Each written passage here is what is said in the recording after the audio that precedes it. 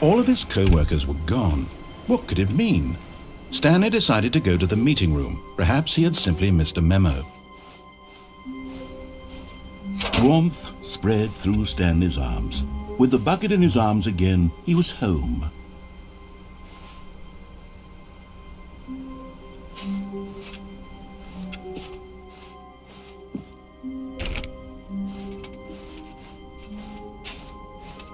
Stanley clutched the bucket tightly to his chest and entered the door on his left.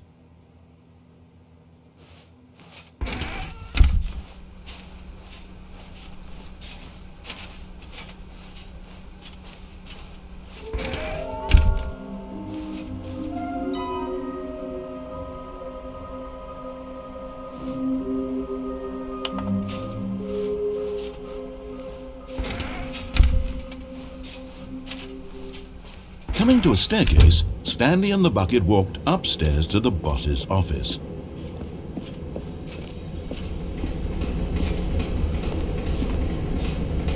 Another miniature Stanley figurine. This, there really must be a snappier name for these things. What about mini-stands? Stanley figs? What about Stanlerines? Yes, I think I like that. Another Stanlerine under your belt.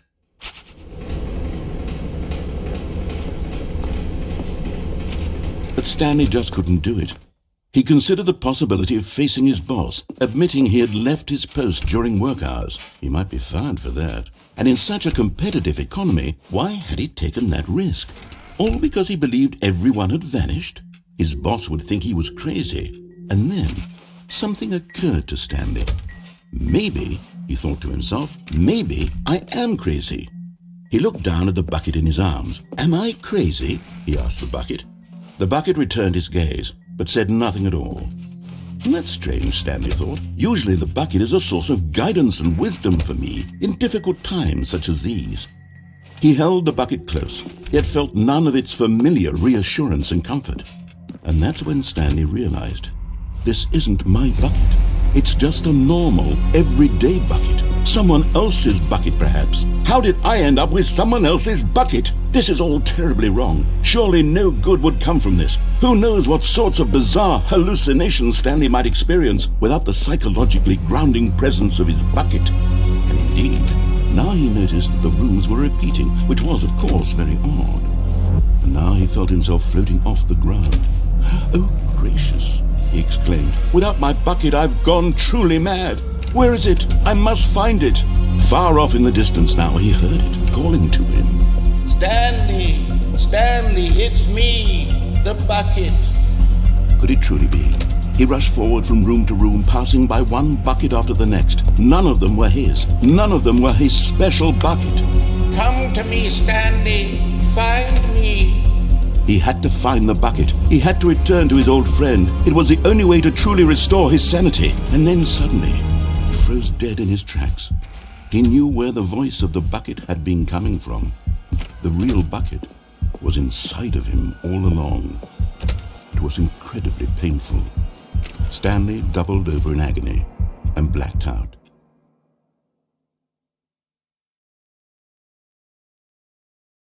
This is the story of a woman named Mariella. Mariella woke up on a day like any other. She arose, got dressed, picked up her bucket of comfort and security, and walked to her place of work. But on this particular day, her walk was interrupted by the body of a man who had stumbled through town, talking and screaming to himself, and then collapsed dead on the sidewalk. Right away, she knew what the problem was. This man had no bucket. Of course he'd gone mad, ranting and raving about a narrator describing all of his actions and how everything is predetermined and free will is an illusion and it's all just a video game. It could all have been prevented if only he'd taken his bucket with him. Perhaps he didn't even realize he'd forgotten his bucket at home in the first place. How cruel the world can be, Mariella thought, and she hugged her own bucket even tighter. But of course, she had no time for this. There were a myriad of confusing problems she would soon have to confront at work. for which her bucket would provide absolute guidance and total clarity on everything. Heck yes, she thought to herself, my life kicks ass. And she backflipped all the way to work.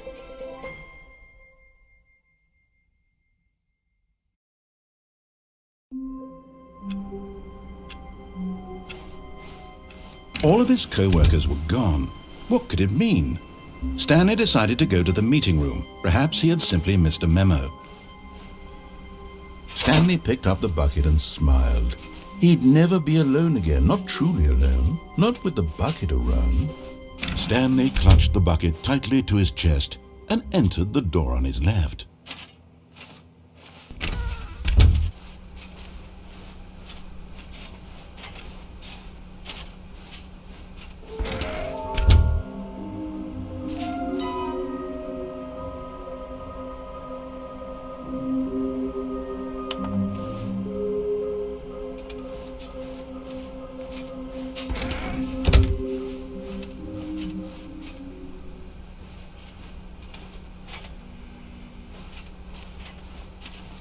Coming to a staircase, Stanley and the bucket walked upstairs to the boss's office.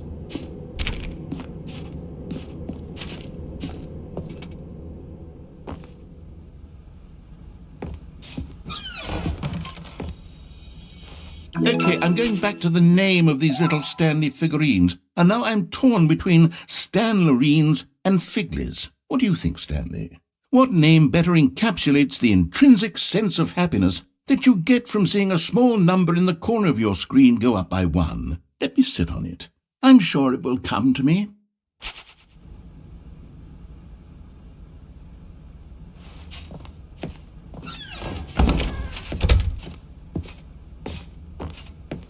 Stepping into his manager's office, Stanley was once again stunned to discover not an indication of any human life.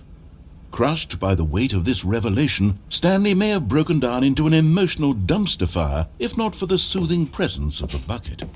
Even now, in his darkest of hours, did the bucket's warmth and guiding light pierce the dark clouds of confusion and chaos. It would be with him always. The bucket would, and he knew it. The two of them were inseparable. At this point, Stanley was so absorbed in the tender spiritual connection he shared with the bucket that he didn't notice the keypad behind the boss's desk. Nor in his bliss of simply being near the bucket did he have any notion that the PIN number for the keypad was 2845.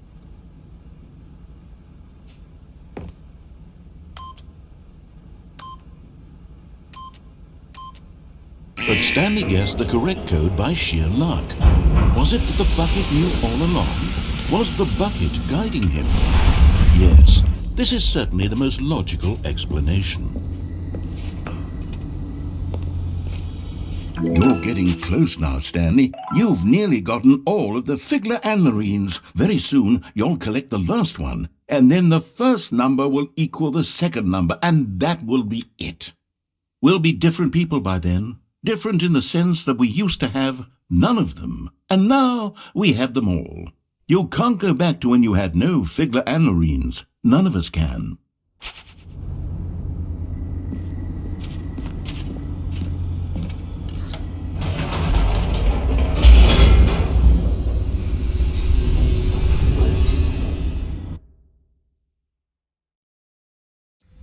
The elevator raced downward, plummeting towards an unknown fate. It would be all Stanley could do to keep himself together, if not for the bucket. Soothing him, comforting him, reassuring that in this darkest moment of uncertainty, he would be all right. The bucket is here for you, Stanley. Everything will be fine.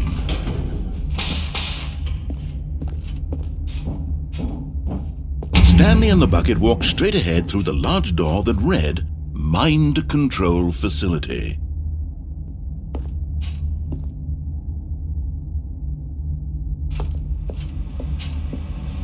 Although this passageway had the word escape written on it, the truth was that at the end of this hall, Stanley and the bucket would both meet a violent death.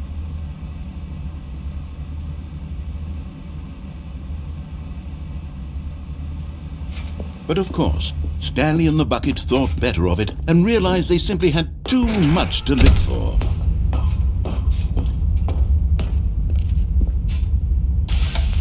lights rose on an enormous room packed with television screens. What horrible secret did this place hold? Stanley and the bucket both wondered to themselves.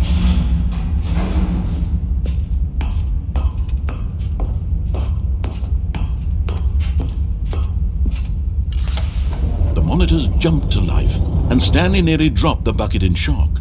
Everyone in the office was being videotaped, monitored like guinea pigs. The bucket had never seen anything like this, and it very nearly burst into tears as Stanley cradled it gently, reassuring it that everything would be fine.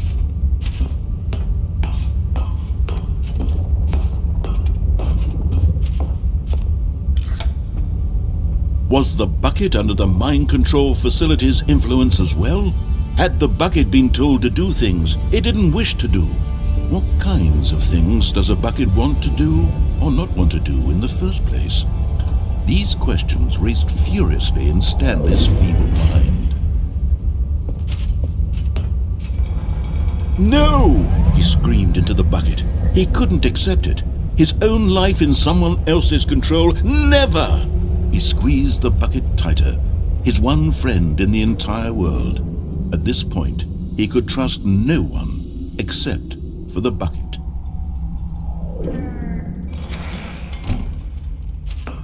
But here was the proof. The heart of the operation. Controls labeled with emotions, happy or sad or content. Walking, eating, working, all of it monitored and commanded from this very place. And as the cold reality of his past began to sink in, Stanley decided that this machinery would never again exert its terrible power over another human life. For he and the bucket would dismantle the controls for good. Two best friends, Stanley and the bucket, up against the world. They high-fived in a really cool way, and the bucket made a sassy comment about taking down the system. But at the last second, the bucket jumped in and pressed the button to turn on the controls. Stanley gasped in horror. Had this been the bucket's plan all along? To take over the machine and claim the power for itself? How could the bucket have betrayed him like this? Stanley was prepared to throw the bucket away in disgust when suddenly an image appeared upon the enormous screen. Birds. Silly, silly birds. The control buttons became active again.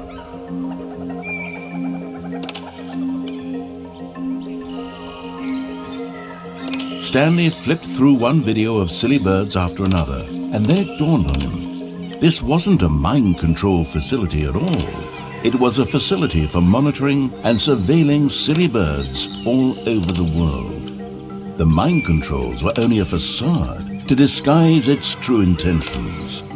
Had the bucket known this all along? Stanley marveled at the metal genius in his hands, the one who had pointed him towards this incredible discovery. Stanley and the bucket never found freedom because they spent the rest of their lives here in this place, flipping through live streams of the silliest birds imaginable. Of all the possible paths his life could have taken, this one was surely the best. And Stanley was happy.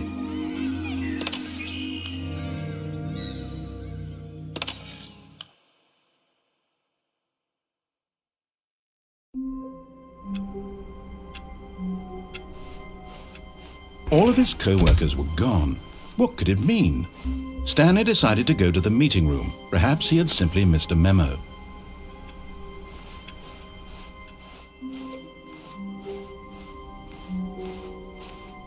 When Stanley came to a set of 2 open doors, this was not the correct way to the meeting room, and Stanley knew it perfectly well.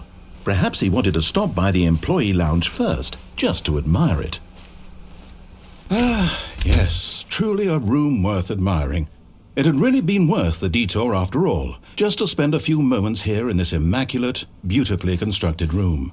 Stanley, but eager to get back to business, Stanley took the first open door on his left. Stanley was so bad at following directions, it's incredible he wasn't fired years ago. Look, Stanley, I think perhaps we've gotten off on the wrong foot here. I'm not your enemy, really, I'm not. I realize that investing your trust in someone else can be difficult, but the fact is that the story has been about nothing but you all this time. There's someone you've been neglecting, Stanley. Someone you've forgotten about. Please, stop trying to make every decision by yourself. Now, I'm not asking for me, I'm asking for her. This is it, Stanley. Your chance to redeem yourself. To put your work aside. To let her back into your life. She's been waiting. That's her, Stanley. You need to be the one to do this. Oh, no, you can't. Did you just unplug the phone? No, that wasn't supposed to be a choice. How did you do that? You actually chose incorrectly? I didn't even know that was possible. Let me double check. No, it's definitely here, clear as day. Stanley picks up the phone. He's taken to his apartment where he finds his wife, and the two pledge themselves to one another. Music comes in, fade to white, roll credits. Not picking up the phone is actually somehow an incorrect course of action. How is that even possible? None of these decisions were supposed to mean anything. I don't understand. How on earth are you making meaningful choices? What did you... Wait a second. Did I just see... No, that's not possible. I can't believe it. How had I not noticed it sooner? You're not Stanley. You're a real person. I can't believe I was so mistaken. This is why you've been able to make correct and incorrect choices. And to think I've been letting you run around in this game for so long. If you'd made any more wrong choices, you might have negated it entirely. It's as though you completely ignored even the most basic safety protocol for real-world decision-making. Or did you not grasp the severity of the situation? Well, I won't have that kind of risk on my watch. I'm going to stop the game for a moment so we can educate you properly on safe decision-making in the real world. Please observe this helpful instructional video. Choice. It's the best part of being a real person. But if used incorrectly, can also be the most dangerous. For example, in this scenario, a hypothetical real person named Rupert has a choice. He could invent a machine that eliminates food shortages across the world to make life better for all people. Or he could spend years of hard work forgetting how to read. Which choice would you make? Remember that unlike here, the real world makes sense, and at no time should you make a choice that does not conform to rational logic. If you find yourself speaking with a person who does not make sense, in all likelihood, that person is not real. Allow the person to finish their thought, then provide an excuse why you cannot continue talking. Turn to a partner and practice saying, "My goodness, is it 4:30? I'm supposed to be having a back, sack, and crack." Excellent. Making choices on a regular basis is the best part to a healthy decision-making process. Most medical professionals recommend making at least 8 choices per day. Do you make more than 8? Less? And finally, if you begin to wonder if your choices are actually meaningful and whether you'll ever make a significant contribution to the world, just remember that in the vast infiniteness of space, your thoughts and problems are materially insignificant, and the feeling should subside. At this time, your instructor will guide you in an exercise to test and reinforce the material covered in this video. Welcome back. You may have noticed that this room has begun to deteriorate as a result of narrative contradiction.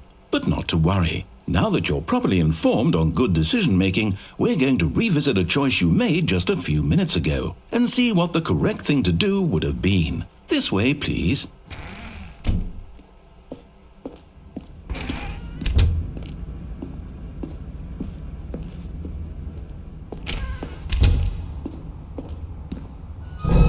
Now that we know your choices are meaningful, we can't have you jumping off the platform and dying. Imagine the main character dying senselessly halfway through the story. That story would make no sense at all.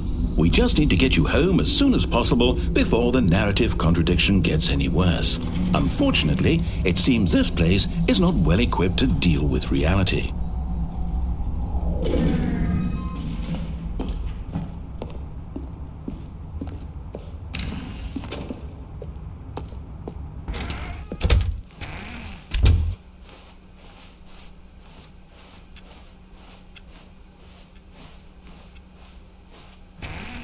almost there. You'll take the door on the left, back to the correct ending, the story will have resolution once again, and you'll be home free in the real world. Now remember, all you need to do is behave exactly as Stanley would. That means choosing responsibly and always putting the story first. I'm quite sure you'll be up to the task. Just follow my lead and you'll be fine. All right. When Stanley came to a set of 2 open doors, he entered the door on his left.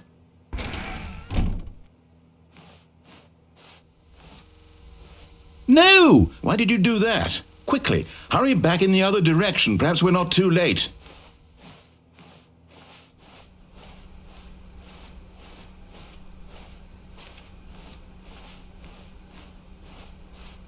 Oh, it's ruined. I can't believe, after everything we talked about, that my story, you've destroyed my work. Why? For what? What did you get out of that? What did you think was so special about seeing the game undone, left here like so much garbage? It's worthless now. And what am I supposed to do? Even if there were a way to continue, would it be worth it? To know that my story is now incorrect? How can I go back to that? I can't erase that knowledge. I'll have to live with it forever, reliving its impossibility forever. I couldn't live that way. Is it better to shut the game down entirely? To willingly destroy all of my work? I don't know. What's the answer? What do I do? What do I do? What do I... No, I have to. I have to shut the game down. I have to.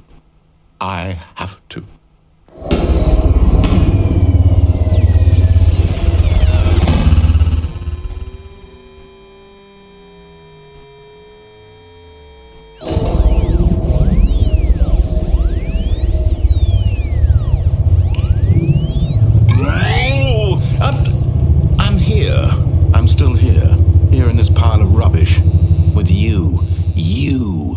Thought you were so clever.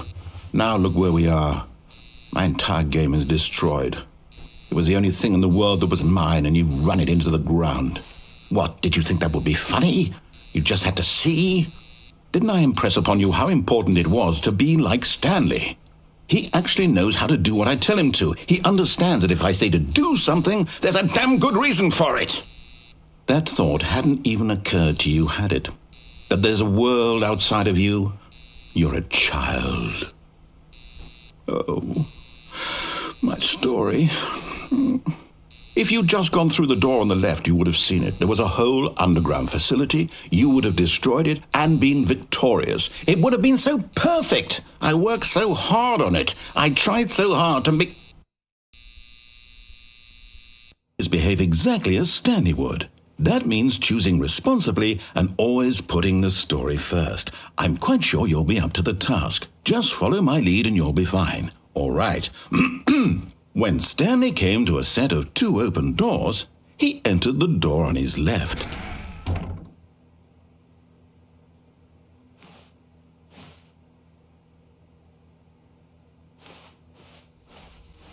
No! Why did you do that? Quickly, hurry back. Behave exactly as Stanley would. That means choosing responsibly and always putting the story first. I'm quite sure you'll be up to the task. Just follow my lead and you'll be fine. All right. When Stanley came to a set of 2 open doors, he entered the door on his left.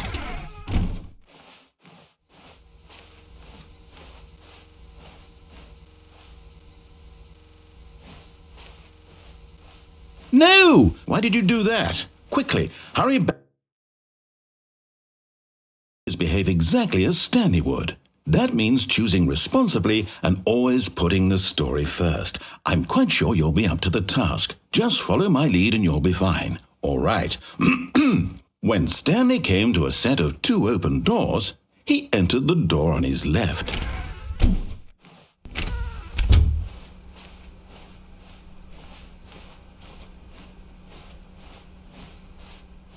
Yet there was not a single person here either. Feeling a wave of disbelief, Stanley decided to go up to his boss's office, hoping he might find an answer there. Coming to a staircase, Stanley walked upstairs to his boss's office.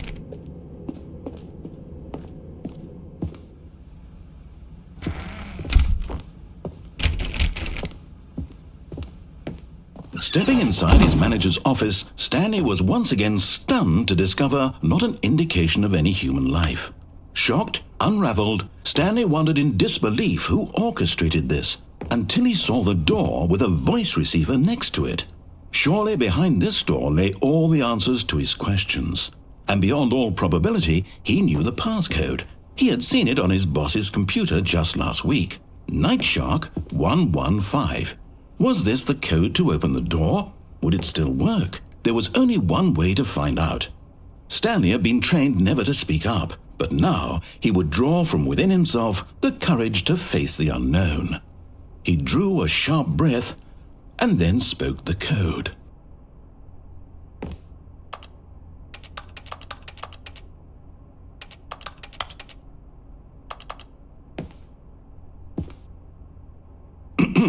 Stanley spoke the code. Night Shark 115. He spoke it into the receiver, right there on the wall.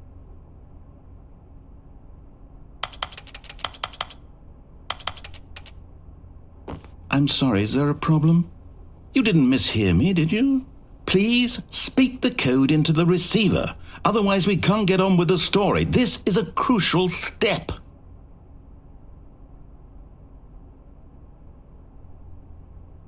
Okay, fine, you're not going to do it, but you know what? It's pretty humiliating to bring you this far, only for you to suddenly decide you have better things to do. I asked you for this one single thing, for your respect. The kind of respect Stanley shows for his choices. He knows what it means to take a story seriously. If you didn't want to see what I had to show you, then why did you come here? You had a choice, you know. You could have gone through the door on the right. You could have done whatever the hell you wanted over there. Why did you come this way? Speak. Say something to me. Explain yourself, you coward. You... When Stanley came to a set of 2 open doors, he entered the door on his left.